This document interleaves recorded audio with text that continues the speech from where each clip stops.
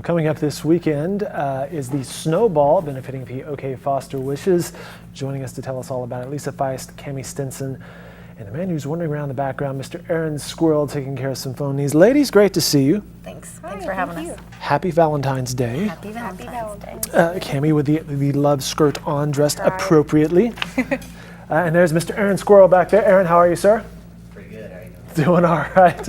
Cammie is performing this weekend at the Snowball. I think she'll perform a song after this interview along with Mr. Squirrel. Lisa, when we last spoke, we were heading into the Christmas season, the holidays, and you had the wish lists. Give us a recap. How'd that go? Yeah, it was a great year. We were a little concerned with the way the economy was, and people were concerned about the election and all that, but once again, Oklahoma came together and we served almost 6,000 kids in foster care in Oklahoma. We linked the community with an opportunity to request their wish list, and then they go out and shop and fill that wish list and bring it back. We've got some big warehouses and lots of volunteers to help get those all distributed. So well, it was you a were great hustling. year. I remember seeing the photos of like day by day.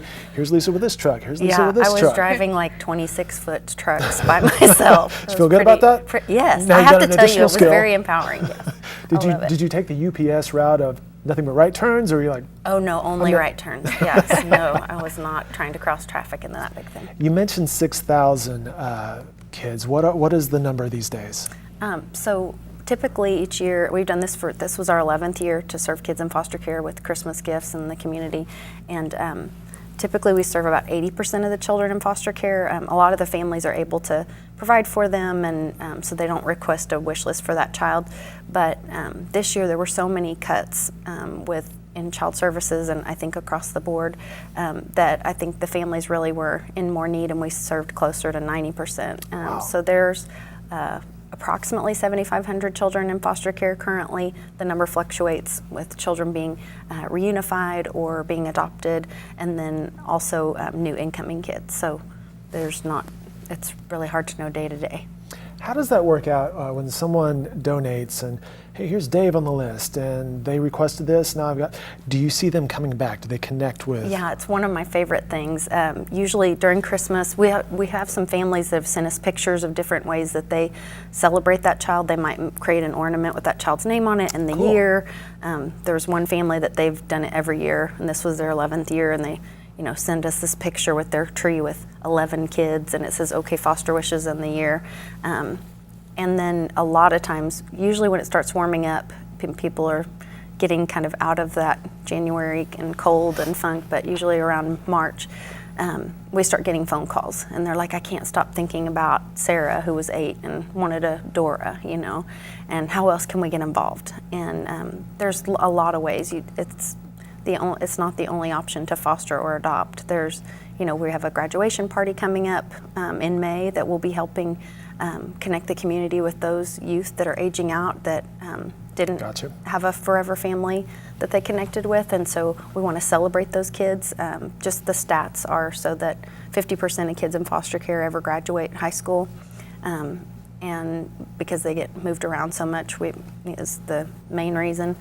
So the ones that do complete high school, we really want to celebrate, and they're amazing kids. We get information on them about what their achievements were and then their next 5 years plans, and we've had everything from like a kid going to West Point, another one that had a full scholarship with the Philadelphia Philharmonic. It was just amazing youth that come through there, and so people can be involved in that too. She's Lisa Feist with OK Foster Wishes, the website okfosterwishes.org for more information.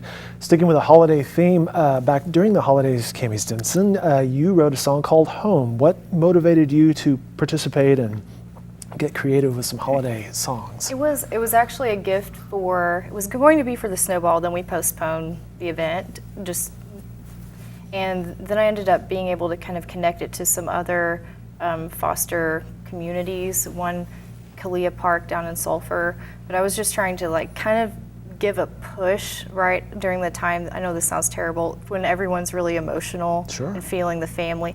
I wanted to kind of get in their hearts and maybe open their minds to potentially being a foster parent at some time or adopting a kid. So I wrote a song that was called Bring Me a Home for Christmas, and it was just about all that the kid really wants is a loving family, and you can still download that for free on SoundCloud, but that was what that was to raise awareness for that issue.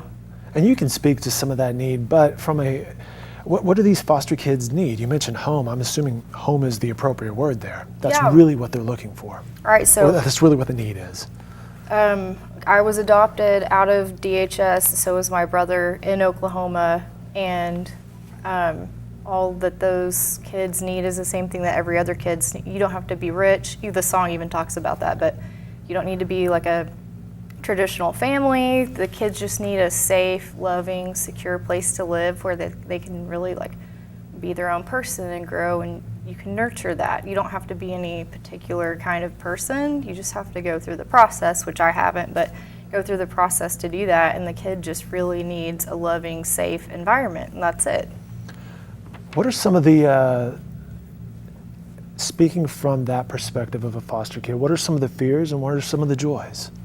So I wasn't actually in foster, I was adopted as a baby. Okay. So I'm not able to speak on the going through the system, but I can say that now being an adult and a woman that's married and like of childbearing age, I have a lot of friends that talk a lot about, having kids, and I've been in conversations that people didn't realize I'd been part of the system, and they were very well educated, responsible people that had great families, and they start talking about foster kids, and every single time someone in that conversation brings up, well, you've got to be careful. You never know what you're going to get. You might get a kid that's addicted to drugs. You just never know. Like a kid's going to show up on your doorstep in a box. You open it up and it's a surprise, and then your kid's messed up. Like that's not how it works. But So then in the back of your mind, some red flags there, your response would then be? yeah, and so then my response, usually I just stay out of things. I think, well, I need to speak up because that's not really how things are. And I say, I was actually adopted, and I was put up for adoption through DHS, and most people think, well, I can only get a good baby or a good kid through private adoptions because that's safe, and that's just not true. These kids aren't any different than any other kids that you would have. They just don't have the same loving homes that your kid does. At the end of the day, Lisa, we're talking about humans, right? And these are Yes. humans who need a chance and need a home. Yeah, and it's Foster Wishes. We do a lot of things to support the homes that do take care of the children. So the Christmas gifts are just a way to kind of ease that burden for families that are already doing so much to love these kids who are in the most difficult time of their life in this transition time. So we love getting to do that at Christmas and graduation, and we have other opportunities to serve during the year. And speaking of opportunities, this Saturday is the Snowball, and what can people expect there? Yeah, we're really excited. We had the Manor at Coffee Creek has donated their facility. Cool. It's a beautiful, beautiful event center out on Highway 74 in Coffee Creek. There's it looks like a big horse ranch, and they have it all just beautiful big crystal chandeliers, and it's going to be a great night. And then we of course have the most talented girl in Oklahoma City. Cammie Stinson's going to be performing for us. Maybe the most excited and invested. We're really excited counts. about Cammie too. So, Cool. It's going to be a great night with a lot of great music. We'll have some other performers there. Maybe there's that will be helping and participating. I'm an ACM student coming to perform. Several ACM students have volunteered to be part of the night and help and perform and things like that. It's and really they're a excited. community effort. Also, Benjamin Coffin, who graduated from Le Cordon Bleu, is going to be Chef Coffin bringing the Chef food. Coffin is doing the food. Yes. Now it's going to be a surprise for us, but What are you expecting? What do you think it'll I just be? told him nothing weird. No bones sticking out of the soup or weird. anything. I don't know. He's Cammie's very hoping for creative. weird. It's always delicious, so I'm excited about it. It should be a great meal. I was joking with Lisa, he's going to show up with a tray of sandwiches. Ben That is would be awesome. His food is amazing. Yeah, That's he's exciting. really talented. And his sister, Mary Coffin, is doing the dessert. And she has a food truck that's called, it's not Shut Up and Eat It, but it's, darn If it. it's not that big, on it's the still a Forgot. name for it. It's Mary something, did it's have- I don't know whatever you want, or what do people say when they go, where do you want to eat? Wherever you want. Wherever you want. It's something like that. Oh, darn it, Mary, I'm sorry. I promise I'll. It's Mary Coffin, though, and Yes. their food is amazing. Like, that'd be enough reason to go. Yeah, it's going to be great. We'll have great silent auction items, a lot of fun, and just a lot of great things to support. Way that you can have fun, have a great night, dress up.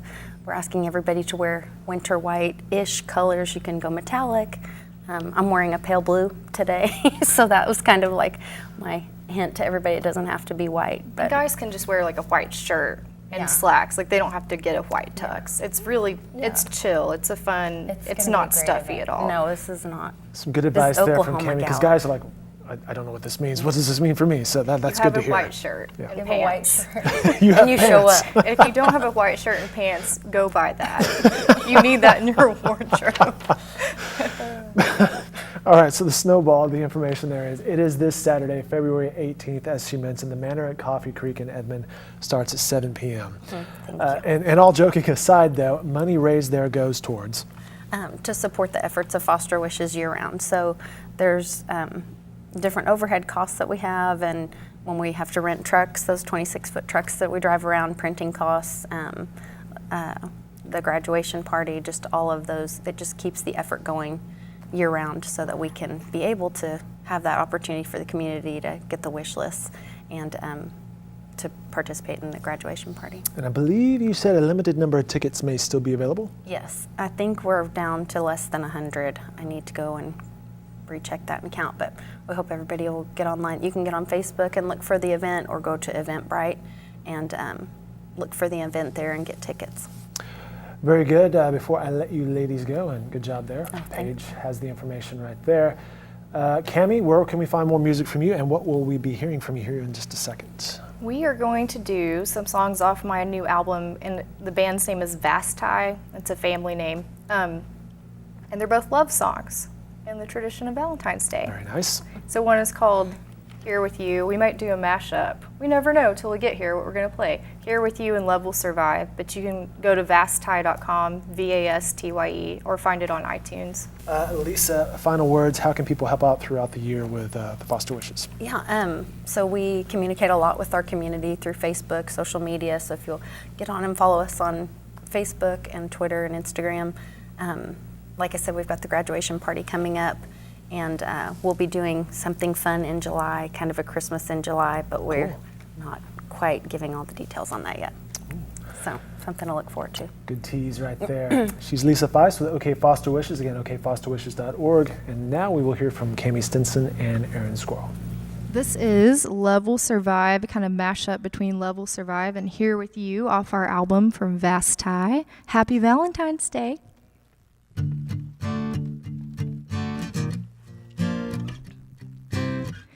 Taking our place in the world, here in the night, you and me facing the world, love will survive, love will survive. Everything's changed in the world. We'll do what's right.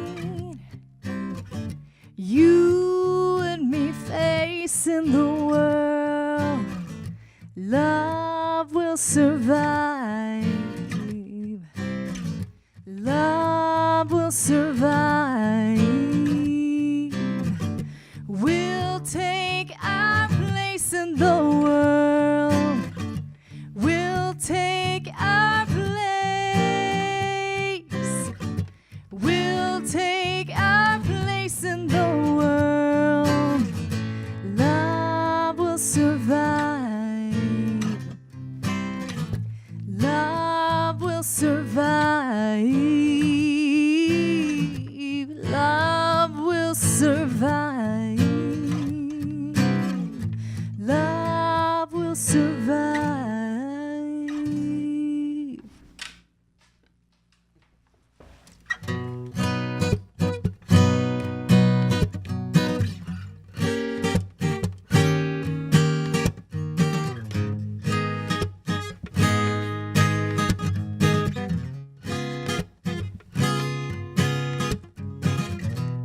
held my place for a minute. I knew that there was just something more in this.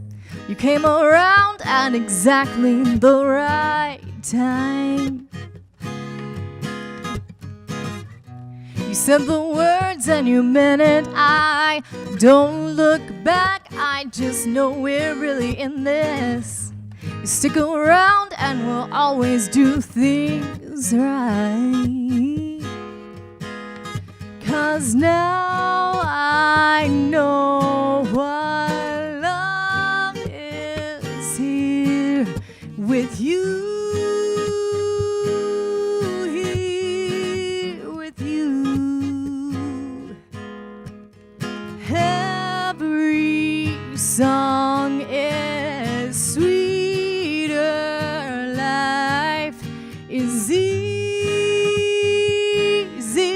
here with you.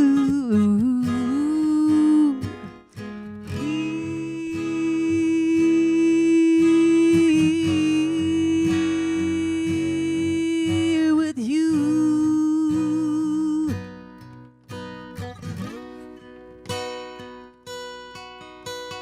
Here